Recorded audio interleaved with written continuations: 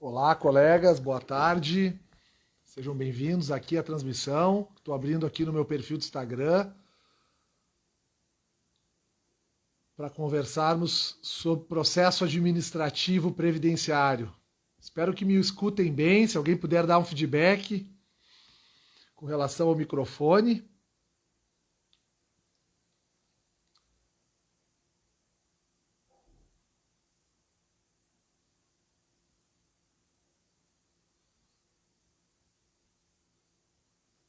Olá, Karen. Olá, Leila.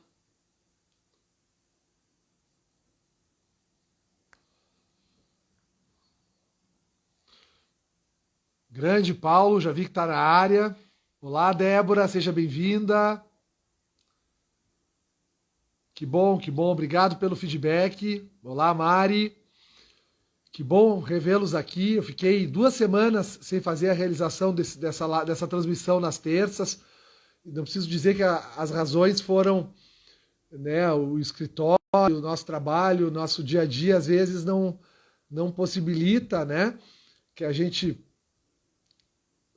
toque projetos como esse, mas eu já estava louco para voltar e estamos de volta, então, hoje com essa figura fantástica aí, que é o professor Bacelar.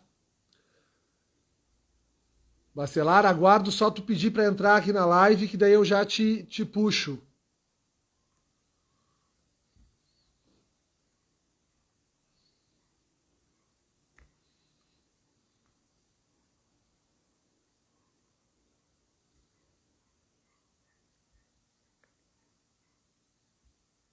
Olá, Adriana. Deixa eu fazer o seguinte aqui, Bacelar. Eu mesmo.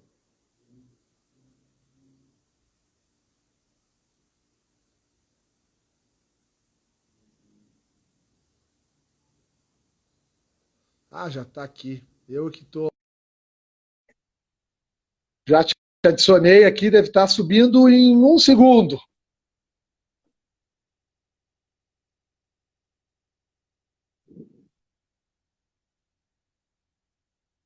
Não.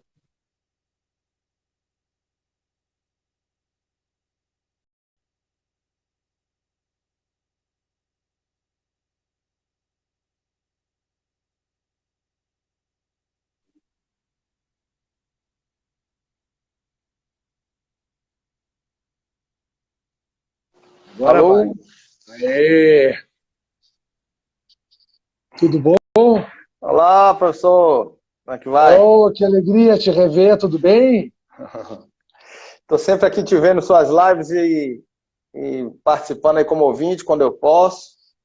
E hoje aí eu estou aqui aparecendo com você aqui, sendo um prazer aqui participar também dos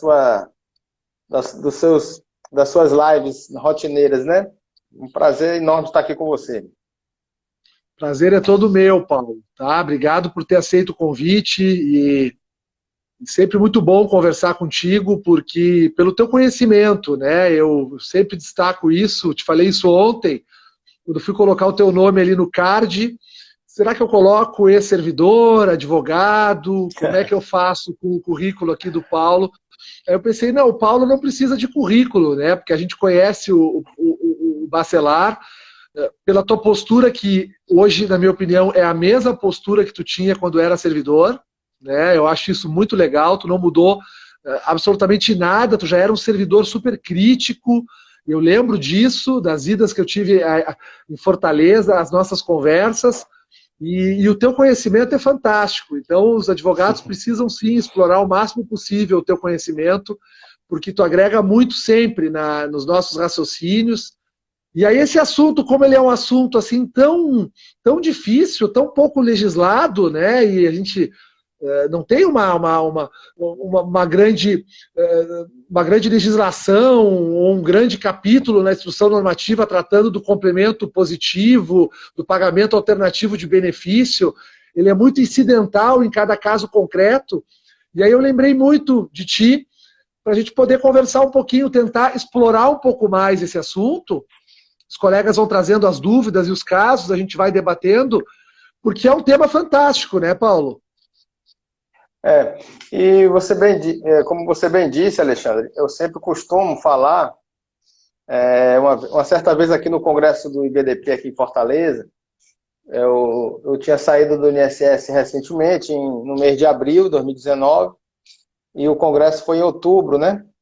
Então tinha pouco tempo que Isso. eu tinha saído do INSS e eu estava na área, no check-in, aliás, no check-out, já era no final do congresso algumas pessoas fazendo já o check-out, e tinha um procurador do INSS na fila, eu estava lá, comecei a conversar com o pessoal ali no salão, e ele pegou, bateu nas minhas costas e falou: rapaz, tu tá agora advogando contra a gente. Aí eu falei: não, doutor, eu estou fazendo o mesmo que eu fazia como servidor, que é tentar reconhecer o direito do segurado. Então, essa é a grande função do INSS, ou não é? Reconhecer o direito, né, do segurado. Então, eu estou ajudando do lado de fora ao que o INSS faça e reconheça aquilo que o INSS diz que o segurado tem direito. E muitas vezes esse direito é tirado, às vezes por um detalhe, às vezes pela falta de conhecimento de um memorando do servidor, né?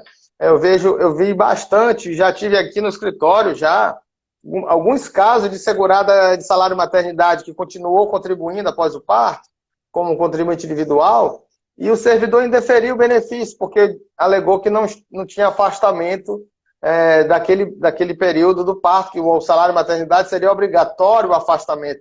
E o INSS tem um memorando que diz que o servidor deve apresentar ao segurado um formulário onde ele vai preencher, a pessoa assegurada vai preencher e dizer que aquelas contribuições foram indevidas, que ela não trabalhou, que ela não exerceu atividade, e autorizando o INSS a tirar aquelas contribuições do CNIS. E o servidor, se não conhecer esse memorando, acaba indeferindo o benefício. Quer dizer, era um direito do segurado que tinha e que o INSS indeferiu, negou. Então, a gente do lado de fora vai dizer: olha, servidor, tem um memorando circular, número 13, que diz que o servidor deverá apresentar para o segurado assinar um requerimento, um formulário, autorizando o INSS a tirar aquelas contribuições, dizendo que o trabalho foi indevido. Então, a gente está aqui, do lado de fora, né, tentando fazer a mesma coisa que fazia antes, por isso que minha postura ela sempre manteve no mesmo nível, porque o que eu fazia dentro do INSS era exatamente reconhecer o direito do segurado. Lógico que ali eu estava dando o enter, né, como eu digo sempre, Alexandre. E o grande prazer nosso era conceder o benefício, né? É apertar o enter. Eu fazia muito isso com a aposentadoria rural, gostava muito. Eu pegava o teclado e virava para que o próprio segurado apertasse o enter, que era Que legal, que comando. fantástico. O último comando antes de conceder o benefício, né? Então, olha, aperta essa tecla aqui que você vai estar aposentado. Eu me emocionei agora. E o segurado às vezes chorava, porque, olha, você agora está aposentado, e ele bateu lá no enter e concedeu. Então era o grande prazer nosso, era esse, ali era a ponta, né, de conceder o benefício. Então hoje a gente vai ter um instrumento no meio, né, a gente é um meio para que atinja isso, fazendo com que o servidor faça isso e aplique essas normas e conceda o benefício, que é o grande objetivo do INSS, é reconhecer o direito, né? Então por isso que eu sempre mantive essa minha postura aqui do lado de fora.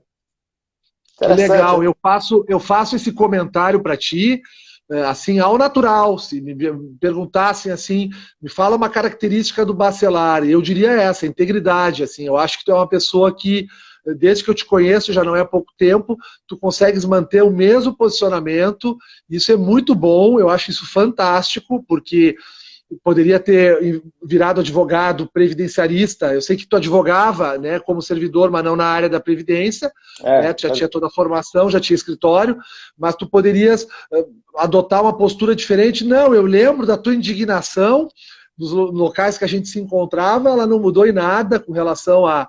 E agora, com todas essas guinadas que a gente está vendo do ponto de vista administrativo, né, parece que eles estão querendo fechar as portas também, né, do administrativo, e tu é um crítico disso, bastante, né? Então eu hoje à tarde estava pensando numa característica, sem dúvida, o Paulo, a característica é essa, ele continua a mesma pessoa. Isso é muito bom, assim, porque é muito bom poder contar com o teu conhecimento dentro de uma visão assim tão responsável, tão, né? Porque no Exato. administrativo, né, Paulo, a gente tem que ter muita responsabilidade, né? Porque não tem muito É, jeitinho, né? A coisa é princípio da legalidade, é o que está contido ali, exato. não tem muito o que inventar, né? E eu acho que isso é muito importante na atuação de qualquer advogado na área administrativa, é estar sempre buscando essa perfeição, né? Sempre estar buscando esse É. cuidado, né? Eu acho que muito, muito importante isso tudo. Mas, Alexandre, fale. agora recente mesmo eu recebi às vezes, de vez em quando, uma pessoa manda para mim: Paulo, você conhece alguém lá no INSS que possa falar porque o benefício está demorando? Rapaz, não existe isso mais, acabou, não tem mais.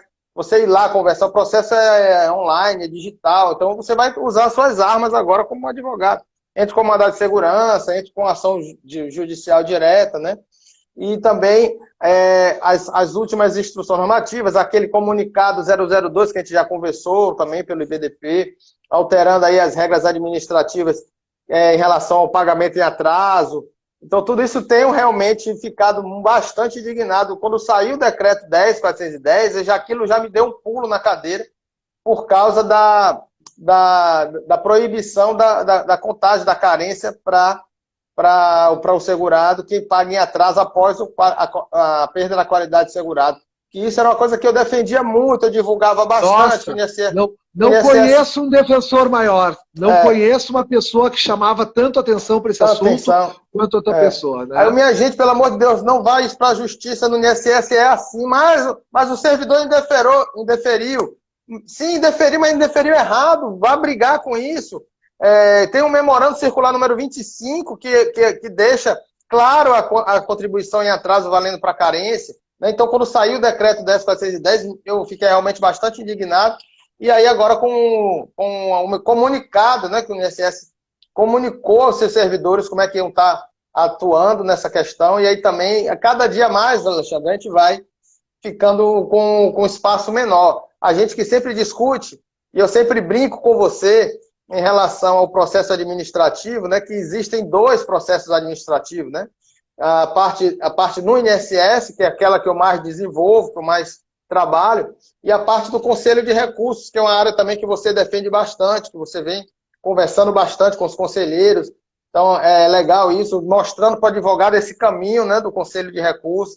Então, existem dois processos administrativos, e eu brigo muito para que você não precise nem ir para o Conselho de Recursos. Que você brigue, que você consiga o seu direito dentro da própria administração, dentro das suas normas. E aí, para isso, a gente precisaria ter uma publicidade maior, uma transparência maior em relação aos memorandos, às portarias, aos ofícios, que é para o advogado utilizar mais o processo administrativo dentro, no âmbito do INSS, senão nem necessitaria ir para o Conselho de Recursos se atuasse tanto no processo administrativo dentro do INSS, e aí fica esses caminhos tortuosos e acaba mudando o entendimento administrativo por causa de decisões judiciais que não deveriam ter sido judicializadas, né? Sem dúvida. Esse ponto que tu tocou, eu acho um dos mais importantes, e caberia uma live ou um momento só para discutir ele, que é a transparência, né? Nós precisávamos, era de um portal da transparência das normas de direito social, né? A gente precisa ter, por exemplo, a gente não tem acesso aos memorandos, a gente não sabe quais que foram revogados, quais que estão vigentes, quais que se aplicam nos casos concretos. Depois tem portarias, né, circulares. Os juízes não conhecem a visão do administrativo, porque o advogado não leva, porque também não tem conhecimento, e aí acaba se mudando a decisão judicial em uma coisa que no âmbito administrativo já era perfeitamente cabível, né? Perfeito. Ou, às vezes, fomentando jurisprudência na TNU contrário ao entendimento administrativo. Porque o processo já começa distante do memorando. O próprio procurador do INSS defendendo o INSS com uma coisa que é contra o INSS. Fica sem entender. Olha, você está indo contra o INSS, porque se o INSS está dizendo que é assim, você tem que defender ali o que está dizendo, né? Aquele memorando. Inclusive, o memorando circular 25, ele tem o parecer favorável da própria Procuradoria. É lamentável, lamentável. em 5 minutos aqui levantamos assim pontos super importantes, né? E eu concordo contigo em tudo, os colegas certamente concordam, esse é o nosso dia a dia, né? Que estamos na área. Mas, Paulo, deixa eu entrar no nosso assunto agora específico, porque eu estou louco para te ouvir, porque eu sei que tu sabe muito sobre esse tema, porque tanto tempo trabalhando na Previdência e sempre com todo esse interesse, né, na boa prestação, que a gente já sabe, né? Porque o tema do pagamento eu considero um tema complexo. E sempre nas aulas de processo administrativo, eu sempre tentei o máximo possível focar nesse assunto. Desde a interpretação de um extrato de pagamento, que não é fácil, pode parecer algo simples, não é simples analisar um extrato de pagamento, né, o antigo SCRE, lá do Sistema Plenos, né, que dava o histórico de créditos de forma detalhada, agora o extrato de pagamento que a gente tira ali no meu INSS. E também é bastante difícil ainda a gente entender a relação da data do início do pagamento com a data do início do benefício, o que é complemento positivo, o que não é complemento positivo. Quando entra as hipóteses de PAB, de pagamento alternativo de benefício, quando não entra, eu tenho que solicitar, não tenho que solicitar. Quando que é o pagamento? Agora vou retroceder antes de tudo que eu estou falando. Qual o dia do pagamento, né, do meu cliente? E hoje à tarde, me preparando aqui para a gente conversar, eu dei aquela habitual navegada ali na IN77, que ainda está conosco, né? E constatei um fato que, de certa forma, eu já sabia, que nós não temos, assim... Pouca coisa, né? Muita pouca Pouquíssima coisa. Pouquíssima coisa, né? Quase nada. Eu queria... Quase nada. Eu queria começar te perguntando, né, debatendo aqui contigo, tu conseguiria trazer para nós algumas luzes, o que é o complemento positivo, o que é o PAB, o que diferencia um do outro? Certo. Eu vou dar um exemplo, que a gente vai trabalhar nesse exemplo, que a gente vai ver o que é um PAB. Um segurado se aposentou em 2019, certo? Vou dar um exemplo, né? Se aposentou em 2019, você, como advogado previdenciarista, que faz cálculo, verifica que o cálculo do benefício está errado. Não foi computado algum tempo, alguns salários que não foram computados, você pede a revisão administrativa, certo? O que é que você diz para o cliente? Que ele receba o pagamento ou que ele espere sair a revisão? Você pode fazer as duas coisas. Se você tiver consciência que vai dar certo a revisão, você manda ele receber o pagamento, porque aí o benefício se torna definitivo, irrenunciável, né? Que é a partir irrenunciável. Mas quando o benefício, quando é uma revisão que a gente tem dúvida se o servidor vai aceitar ou não, se vai ter que mudar ou não, e aí você dá essa informação para o segurado, para o seu cliente. Olha, se não der certo a revisão, você tem a possibilidade de pedir a desistência do benefício se você não receber. Então, eu sempre falo aqui, Alexandre, numa palavra nordestina, né? A gente aí que tem a guerra de sotaques aqui entre nós dois. Eu baiano, mas já morando no Ceará, já um pouco sem sotaque, mas tem gente que ainda diz que eu ainda tenho sotaque baiano ainda. Mas baiano de Juazeiro do Norte, né? Não, eu sou baiano de Salvador mesmo. Mas de Salvador? Sou de Salvador. Sim, não, Juazeiro do Norte não era Bahia, Juazeiro que era Bahia. Ceará. Juazeiro da Bahia, que é a terra de João Gilberto, de Sangalo. Isso. Então, tem gente que ainda diz que eu não tenho mais sotaque, mas vamos dizer que eu tenha, né? Então eu digo assim para o segurado assim, o senhor está aperreado? Está aperreado com dinheiro? Ou você pode aguardar um pouco mais, esperar uns 6 meses? Porque se ele não tiver aperreado, Alexandre, você diz a ele que não receba aquele pagamento, porque corre o risco de não dar certo a revisão e ele vai ficar com aquele salário mínimo a vida inteira, né? E você está tentando revisar para aumentar a renda dele. O que acontece com o dinheiro que ele está recebendo? Bateu 60 dias, na hora que você concede um benefício, você pode contar mais ou menos, o primeiro pagamento nunca é no dia, até o 5º dia útil que tem lá no SCRE. Até o 3º dia útil, até o 2º dia útil. Aquele ali só vale para o 2º pagamento em diante. O primeiro pagamento geralmente é quebrado e ele é mais ou menos 20 dias depois que o benefício é concedido, que é a data do despacho do benefício.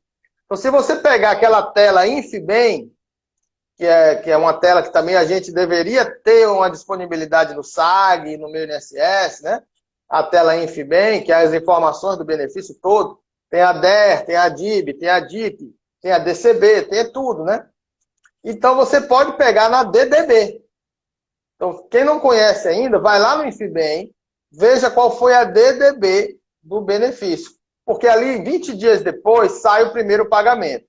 Então, você vai no SCRE, você olha a data da validade do pagamento, que é aí a data que vai estar disponível esse pagamento, e você vê qual é o banco que ele vai receber também o pagamento. Então, pela data da validade e a data que ele vai receber o pagamento. Essa data tem a data da validade e a data do término dessa validade. Esse término da validade é de 60 dias. Então, se o primeiro pagamento ele não receber a partir da data dessa validade, com 60 dias, esse benefício volta. Certo? Olha, a doutora Karenina entrou aí, a sócia aqui do escritório. Está aí, que legal. Que aqui assistindo a gente também. Inclusive, Alexandre, queria falar para vocês que a Karenina foi nomeada agora coordenadora adjunta do IBDP aqui no Ceará. Vai ajudar a gente aqui no Ceará na coordenação do IBDP. Então, essa data da validade... Parabéns a Karenina e sucesso aí nessa nova missão aí perante o IBDP. Ela já estava bastante animada, ajudando bastante, aí mereceu fazer parte da nossa família, né? Da nossa família de coordenadores. Então, essa data da validade, se voltar com 60 dias, ela volta. Então, você pode olhar no SCRE, quando ele volta, que ele fica com aquela nomenclatura. A gente vai dar uma aula aqui também de telas de INSS, né? Então, ela vai estar lá no SCRE como NPG, que é o não pago. Então, se você recebe o pagamento, ele vai ficar com aquele pago. Se ele não recebe, ele vai ficar com a nomenclatura NPG. Esse NPG, você pode pedir o pagamento desse benefício que voltou. Você não perde o benefício. Você não perde o valor daquele valor. Você pode ir lá no meu INSS, já tem essa ferramenta, que é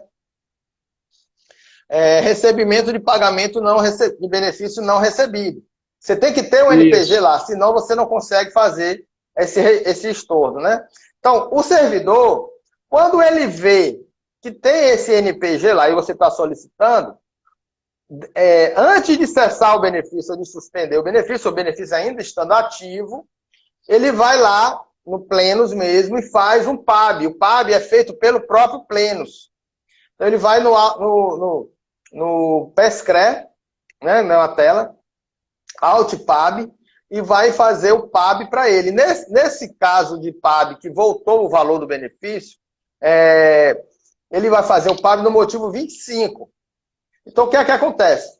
O próprio sistema lê que tem aquele NPG lá no sistema e gera um PAB do mesmo valor daquele que tem lá no Plenos, que voltou o benefício.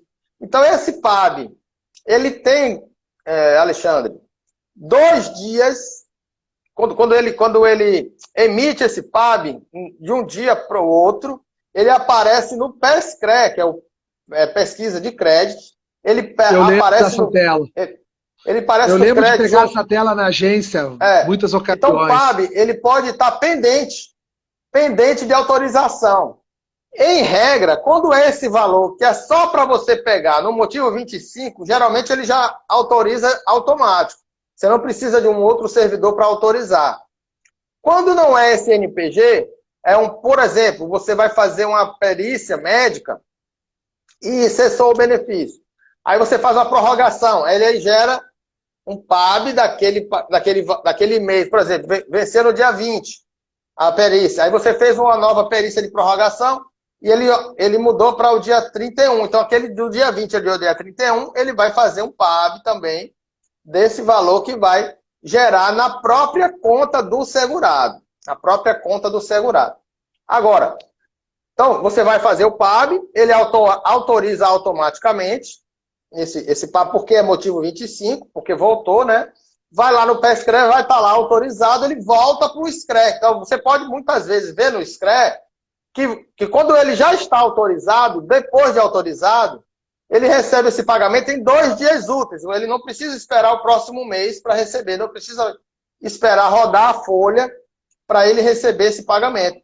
Ele recebe com 2 dias úteis após a autorização. Quando a autorização é automática, ele com 2 dias úteis já sabe que vai receber. Só que aí você tem que esperar sair lá do PESCRE para entrar no SCRE de novo. Então, ele só vai estar disponível para você quando ele aparecer no SCRE. Ah, professor, mas tem lá 1º de agosto de 2020 a 31 de agosto de 2020, NPG. Vai aparecer outra tela, Alexandre, 1º de agosto de 2020 a 31 de agosto de 2020 com a informação zerada, que ele não recebeu ainda. Então quer dizer que já está duplicado, aí ele já vai estar disponível. Aí o servidor detalha esse pagamento, aí vai aparecer lá o pagamento, a data da validade, de novo, tudo de novo. Vai aparecer a data da validade, vai aparecer a data final da validade, ele tem que ir naquele banco receber o pagamento. Nesse caso, é tranquilo, o segurado esqueceu de receber o primeiro mês, foi lá, ou está na pandemia, não quis ir para o banco, não recebeu, acabou a pandemia, ele foi no banco, está precisando receber o dinheiro, recebeu, ele pode receber até a segunda parcela e deixar a primeira como NPG. Tem gente que acha que o benefício só vai ser implantado se ele receber a primeira. Não. Se ele não recebeu a primeira e voltou, e ele receber a segunda, o benefício está definitivo também, irrenunciável. Ele pode receber a segunda e deixou a primeira como NPG. Aí ele vai ter que entrar no meu INSS e solicitar o pagamento de benefício não recebido. O servidor analisa, olha se tem um NPG e aí faz o PAB para aquele pagamento. Com 2 dias úteis depois de autorizado, ele volta, ele vai para o SCRE de novo, liberado para o servidor receber, para o segurado receber com 2 dias úteis. Bom, ele não recebeu o primeiro mês, não recebeu o segundo, não recebeu o terceiro, não recebeu o quarto, não recebeu o quinto, não recebeu o sexto. O que acontece? O benefício fica suspenso por não saque dos 6 meses. Então, ele vai ficar suspenso esse benefício, certo? O que é que o servidor tem que fazer? Nada. Por enquanto, nada. O segurado está lá com 6 meses, não recebeu. Ou ele viajou, só voltou depois, ou é aquele segurado do nosso exemplo que está esperando a revisão, certo? Certo. Está esperando a revisão. Passou de 6 meses, ainda não revisou, está lá. Aí o servidor pega a tarefa de revisão. O que acontece, Alexandre? O benefício está suspenso. Esse benefício é definitivo, é renunciável ainda? É. Porque ele não recebeu ainda a primeira parcela, né? O que é que o servidor faz? Ele consegue revisar com ele suspenso? Consegue, porque ele vai mexer só na RMI. Ele vai conceder a RMI, certo? O que é que a gente fazia nesse caso quando era processo físico? Eu estou lá no INSS e eu recebo lá esse segurado para revisar o benefício. O que acontece se eu vou revisar ele, se ele já tiver suspenso? Eu vou revisar, entro lá em revisão administrativa, reabro o processo, aí já tem no digital, você tem uma nova tarefa, né, que é a tarefa de revisão administrativa, aquela tarefa de concessão já foi arquivada, já foi concluída, é uma nova tarefa, e não é uma reabertura de tarefa, é uma nova tarefa, que na prática seria uma reabertura de tarefa, porque eu vou revisar o benefício, certo? Mas se for, por exemplo, um benefício indeferido, que eu posso revisar, não é uma reabertura daquela tarefa, é uma nova tarefa de revisão administrativa, e eu vou revisar o benefício. Eu vou reabrir o benefício. Então, como era que acontecia no processo físico? Eu pegava esse processo, revisava, mudava a RMI, e eu já colocava, Alexandre, na revisão, ele já dá a informação. Deseja emitir PAB ou deseja emitir complemento positivo? Aí que vem o complemento positivo. Desculpe, não é PAB. Deseja emitir complemento positivo porque é uma revisão que você fez e ali vai ter um resíduo positivo, que é daquele início dos 6 meses, até o final, quer dizer, aqueles 6 meses que estavam parados o benefício, ele vai gerar um CP, que é um complemento positivo. Esse complemento positivo também vai gerar no Plenos. Aí você vai para a tela ICP, HIS-CP, Histórico de Complemento Positivo. Então vai gerar o complemento positivo. O próprio servidor reativava o benefício, ele recebia o atrasado através de quê? De PAB, porque é um mês a mês. Então ele ia receber um PAB de mês a mês, que reativou o benefício, e vai ficar no PESCRE como pendente de autorização. Então, quando esse valor do atrasado é um valor maior, ele fica pendente de autorização, o gerente da agência que autoriza. Então, ele fica pendente de autorização, o gerente de agência tem que autorizar. Existem muitos advogados que fizeram revisão de benefício e estão com o PAB pendente de autorização até hoje. Eu já tive algumas colegas daqui do próprio IBDP, de outros estados, perguntando por que tem que falar com o gerente executivo, tem que fazer um mandado de segurança, para poder o gerente autorizar o PAB que está feito. É automático. Inclusive eu anotei o artigo aqui, né, o artigo 519 da IN 77, que diz que se o pagamento ultrapassar 20 salários mínimos, ele precisa passar pela autorização da gerência, né? E o próprio... Gerência executiva. Aí já passa a ser a gerência executiva, Exato. Não, e o 519, ele traz um rigor muito grande para o gerente na hora da análise. Ele praticamente tem que fazer uma nova análise do caso. Tem que fazer uma nova análise. Tem que pedir, quando o processo era físico, ele pedia o processo administrativo físico da agência, mandava por malote para a gerência, para o gerente executivo. Aí tinha algum funcionário que trabalhava na assessoria do gerente para analisar o pago. Então, nesses casos, havendo uma demora excessiva, que o colega precisa impetrar o mandado de segurança, o direito líquido e certo está lá no 519. Quer dizer, o gerente precisa analisar e entendo que o prazo é 30 dias, porque é o prazo da lei do processo administrativo federal, né? Exato. Não poderia passar desse prazo, né? E aí o direito líquido e certo estaria aqui no 519, porque sabe o que acontece, Paulo? Eu vejo muito assim hoje, né? Como a gente está esgotando a via administrativa, bastante, né? A gente está indo à Câmara de Julgamento, a gente está passando por junta de recursos, a advocacia hoje está trabalhando mais no exaurimento da via administrativa. Quando o processo desce... Nós tivemos agora a reunião do Pleno, o IBDP participou, eu pude falar numa votação do Pleno, eu pude participar, então a participação do advogado está sendo bem maior. Bem maior, sem dúvida. E o que eu noto, assim, quando esse processo chega no INSS, depois daquela caminhada duríssima, né, que a gente sabe, sobe recurso, desce recurso, notifica, sobe novo recurso especial agora, desce e tal. Quando chega no INSS, não raras vezes a gente vai olhar o extrato de pagamento e acontece muitas vezes de não estar ali o complemento positivo. Né? Não está sendo pago os valores desde a data de entrada do requerimento. E nesses casos eu quero crer que se dá, na sua maioria das vezes, pela autorização. Por quê? Porque se torna realmente um complemento positivo de 100 mil, 150 mil, 200 mil, porque quem atua na área administrativa e esgota e ganha um processo, uma aposentadoria aí com uma renda mensal inicial de 3 mil ou 4 mil reais, vai ter um complemento positivo sempre que ultrapassa os 20 salários mínimos que o 519 traz, né? Então, nesses casos, a demora, na tua visão, se dá pela gerência executiva realmente, é o não cumprimento do 519. Agora, se for menos que 20 salários mínimos, fica pendente de autorização também, só que é pelo gerente da agência. Então, você tem que ver aonde está, mas aí todos eles, tanto de responsabilidade do gerente da agência como do gerente executivo, a responsabilidade é do gerente executivo, porque é o gerente executivo que comanda todas as agências. Então você pode, sempre que você for entrar com mandado de segurança contra a administração, pode colocar no polo passivo a autoridade coatora, o próprio gerente executivo, seja qual agência for, não interessa. É a agência de abrangência daquela gerência executiva, você pode entrar com mandado de segurança com ele. Perfeito.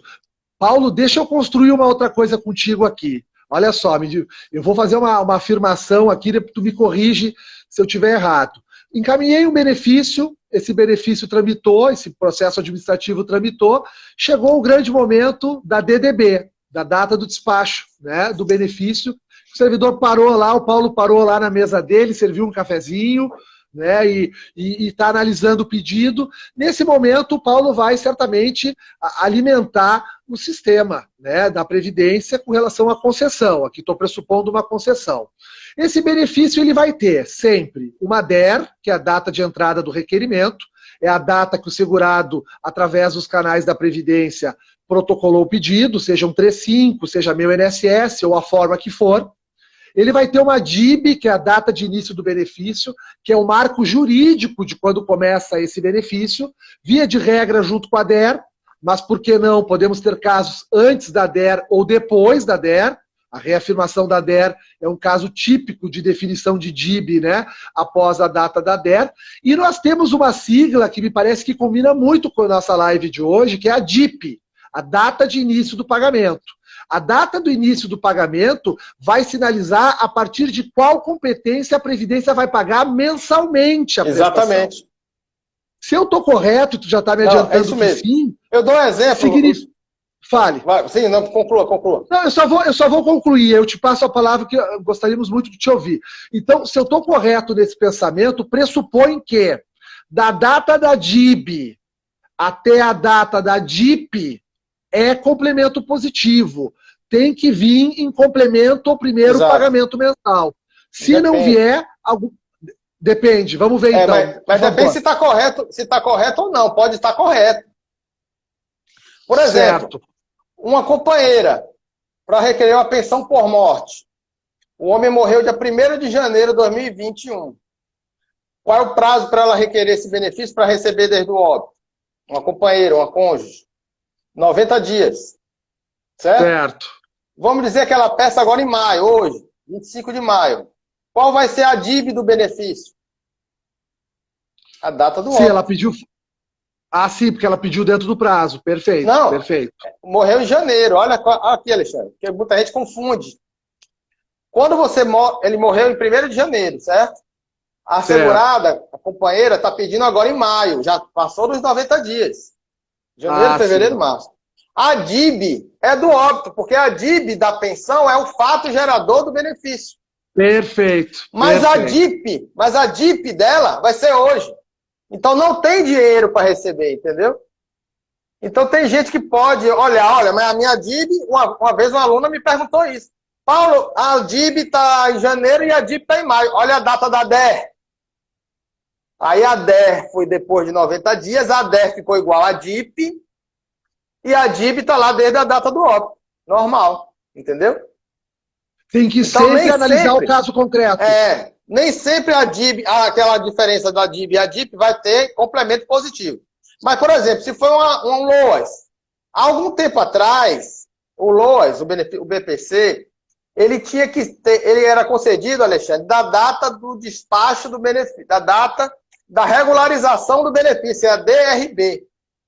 O que era a DRB? Aquela data que o servidor baixava a tarefa. Então, por exemplo, o segurado requereu em janeiro, 1º de janeiro. Eu pego a tarefa hoje, se eu não autorizar... Até hoje é assim, viu?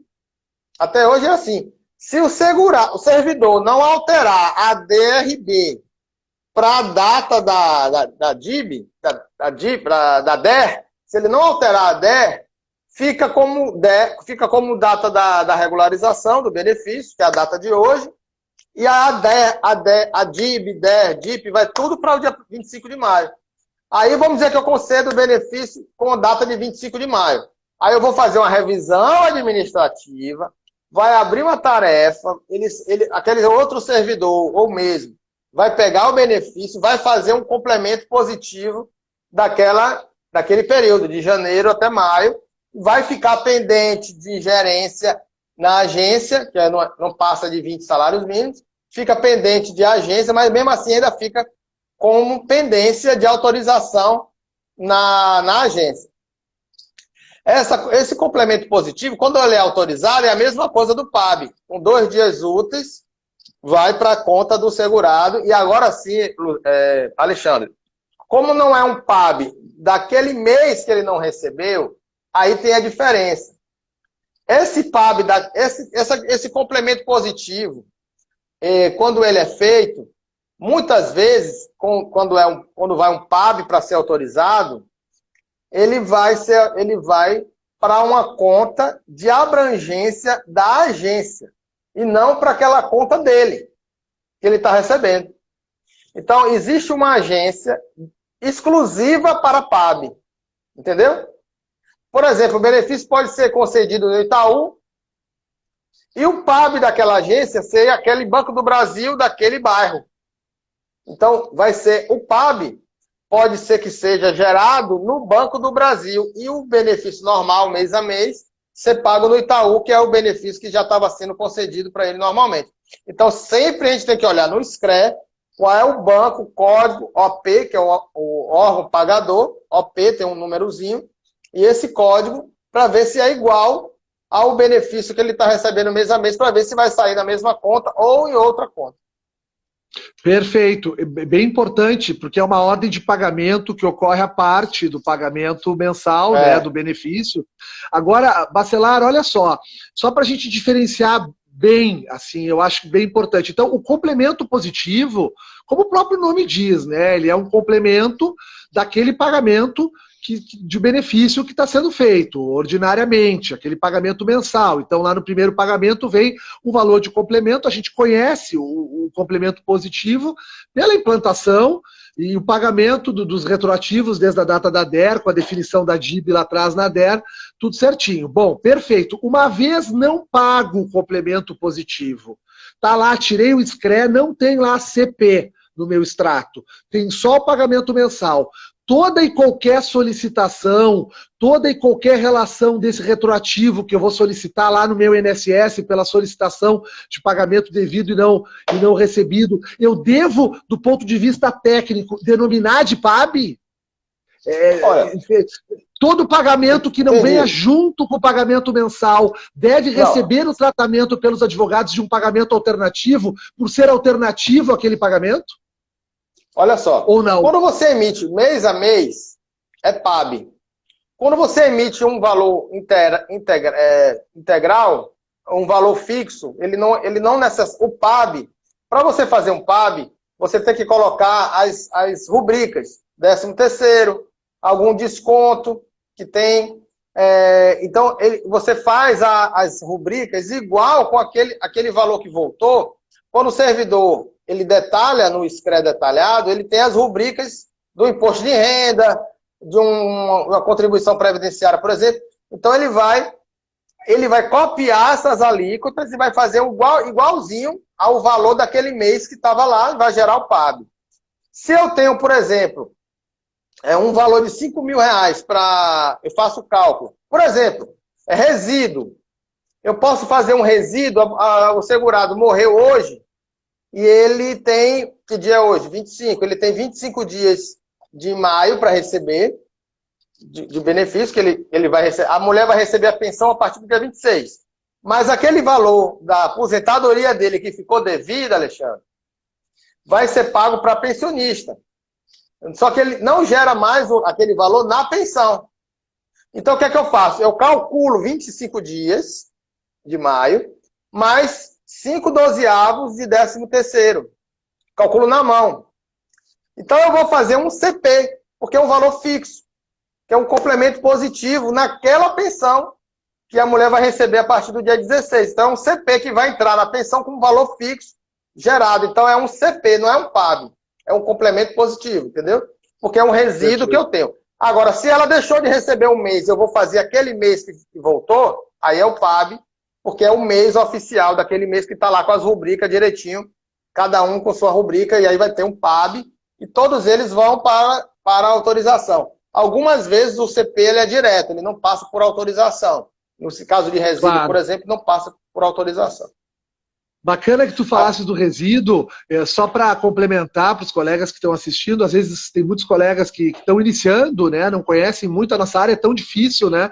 O resíduo nada mais é do que aquele valor que é devido pela Previdência para um determinado segurado, né, e ele vem a falecer e não dá tempo de pagar, né? Então, vamos supor que o cidadão falece no 16º dia de um determinado mês, ele tem direito a receber esses 16 dias, mais né, o 13º proporcional. Mais o 13º Mais o 13º. proporcional do ano, né? Se tiver mais de um mês.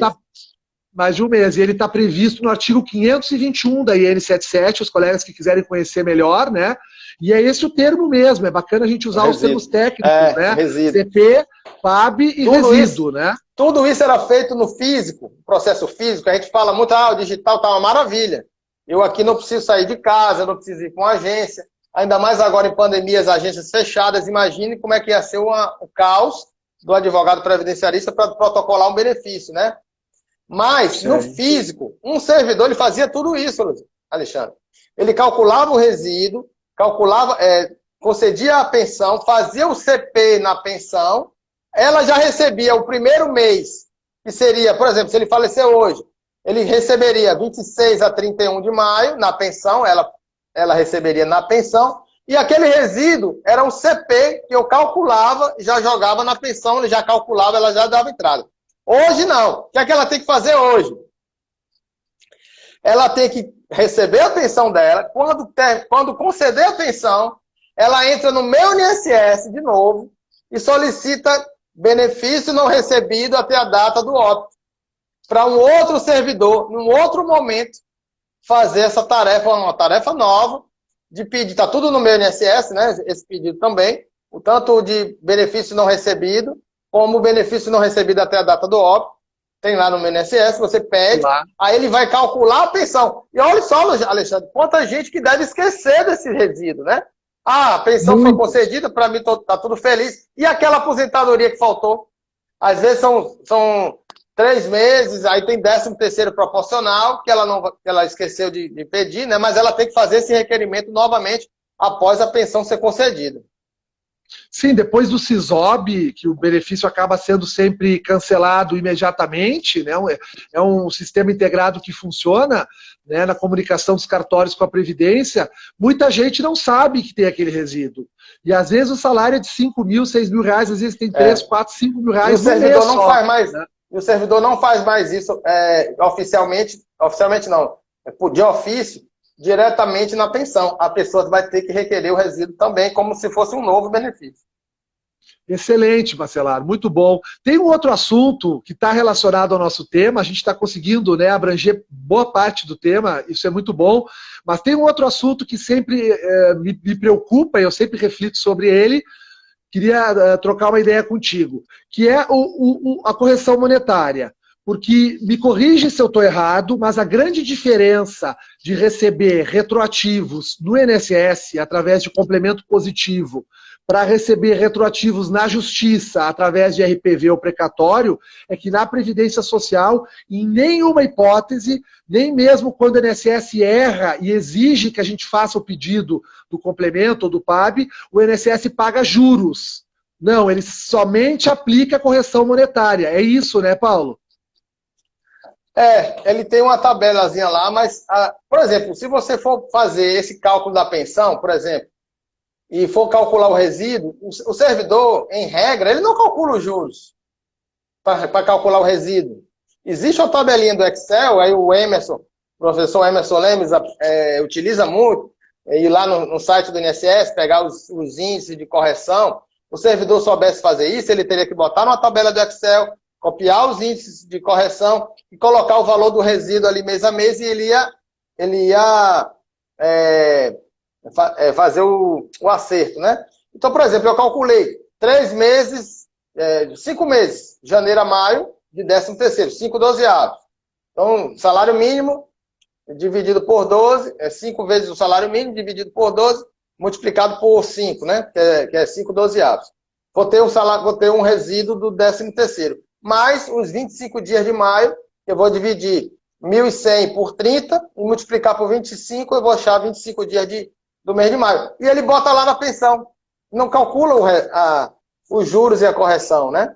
E outra coisa, Alexandre, que é importante falar também, que a correção monetária, além disso, né, que você disse que não calcula o juros, só a correção monetária só é calculada a partir da data da regularização do benefício. Da DRB. Eu ia falar isso. Olha só. O benefício era que forte essa afirmação, porque ela, só um pequeno parênteses, quer dizer que toda concessão administrativa caberia uma revisão para cobrar a correção monetária da DER até a DRD. Olha, da DER até que data? Da data da regularização dos documentos. Mas olha, Alexandre, se você entrar com revisão, a maioria vai perder dinheiro. Por quê? Porque o servidor não aplica isso. A maioria coloca a DRD, sabe quando? Na DER. Ah, sim. Entendeu? Por exemplo, ó, eu estou pegando uma tarefa aqui hoje. Você faz uma perícia, você faz uma aposentadoria. Deu 15 anos, essa mulher, homem 65 anos, tem 15 anos de contribuição, 180 meses de carência, mas existem 5 meses que tem valores menores do que o mínimo. Que eu preciso fechar os 180, tá dando 175. Porque o valor menor que mínimo do contribuinte individual, ele não computa. Ou então, foi uma dona de casa que não tinha validação do CAD único, também precisa complementar para os 11%. O que é que o servidor faz? Deveria fazer. E aí também um parêntese, tem servidor que está indeferindo direto, não está botando exigência. E a gente pode pedir revisão administrativa, sem novos elementos, para que o servidor exija fazer a complementação. Não vá para a justiça com isso. Peça a revisão administrativa. Então tem lá 5 meses que ela é dona de casa, que não validou essas contribuições, e eu quero pagar de 5% para 11%. O servidor, vamos dizer que eu dei entrada em 1º de janeiro e estou pegando hoje, em maio. A DER já é 1º de janeiro, certo? Olha só como é que ficou confuso isso. Agora, eu peguei na tarefa, vi que ela tem 5 meses, que eu preciso pedir a complementação. Eu emito a exigência hoje para ela apresentar daqui.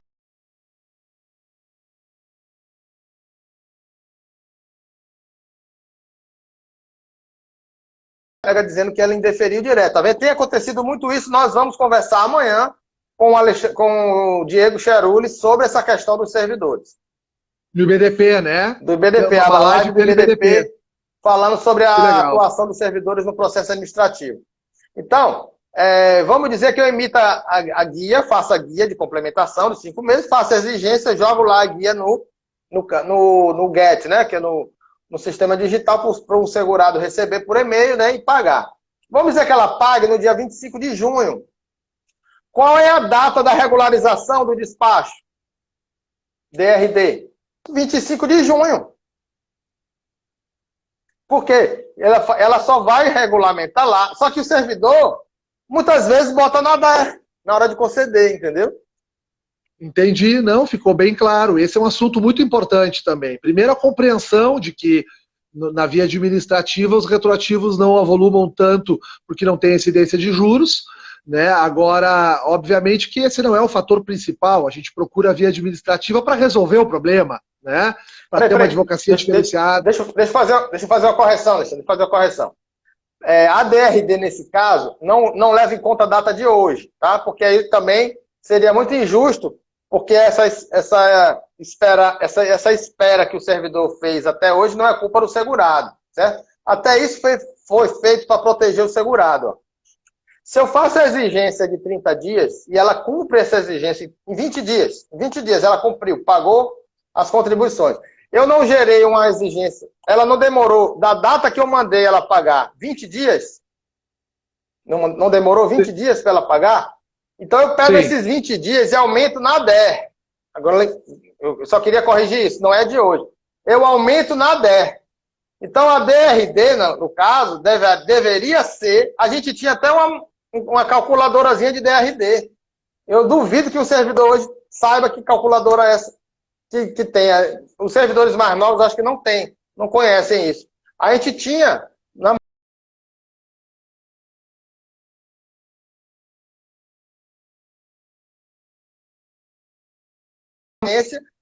a data do cumprimento da exigência, ele já calculava a DRD na DER. Então, ele pega da DER e muda para o dia 20 de janeiro. Se a DER foi 1º de janeiro, a DRD vai ser 20 de janeiro. Então, quando eu conceder no dia 20 de junho esse benefício, vai gerar o retroativo, né, desde janeiro, que é a data da DER, mas eu só vou cobrar a correção monetária a partir de 20 de 20 de janeiro e não de 1º de janeiro. Ele perde aí. Então, nesse caso, se todo mundo cumprisse isso, poderia até gerar uma revisão, mas pode ser que as revisões até sejam piores, porque eles geralmente... É por isso que você pode pegar a tela do INFIBEM. E tem outra tela, Alexandre, que é muito importante também, que é o CONBAS. O CONBAS. No CONBAS, é CONBAS. No CONBAS vem a data da regularização do despacho, que é exatamente a data, se ele botou na DER ou se botou depois da DER, entendeu? Que a correção monetária vai ser contada a partir dali. Excelente. Paulo, nosso tempo estourou, que pena, tá? Mas eu acho que a gente aproveitou e extraímos o máximo possível, né? Já iniciamos no assunto. Eu queria dizer para os colegas que estão acompanhando a live, que esse tema eu acho um tema muito central na nossa atuação, porque ele é um tema que não se restringe ao processo administrativo, porque a implantação de um benefício concedido judicialmente também vai envolver, via de regra, um processo parecido com esse que a gente falou. Claro que os retroativos são pagos na via judicial, mas dizer para os colegas que na IN 77, do artigo 511 em diante, tem uma parte específica, uma subseção específica tratando do pagamento. É pouca coisa, mas a gente tem ali de 10 a 12 artigos com seus incisos e parágrafos, tratando de regras bem importantes que eu acho que pode incrementar muito a atuação administrativa. Trazer mais conhecimento de como funciona a folha de pagamento, como gira o pagamento, como se dá a correção monetária, o complemento positivo. Então eu deixo para os colegas essa minha recomendação, depois de tudo que a gente ouviu do Paulo também. Foi muito bom. Paulo, temos um pouquinho de tempo, mas eu quero te agradecer, tá? Obrigado. Eu acho que fica aqui o anseio por um outro encontro, se tu topar, né? E quero agradecer aos colegas, tivemos poucos comentários, eu tenho certeza que foi porque todos ficaram te ouvindo aqui, muito. Então, obrigado mesmo. Teve uma colega que comentou que exatamente o que eu falei, o servidor indeferiu o benefício sem emitir as guias de complementação.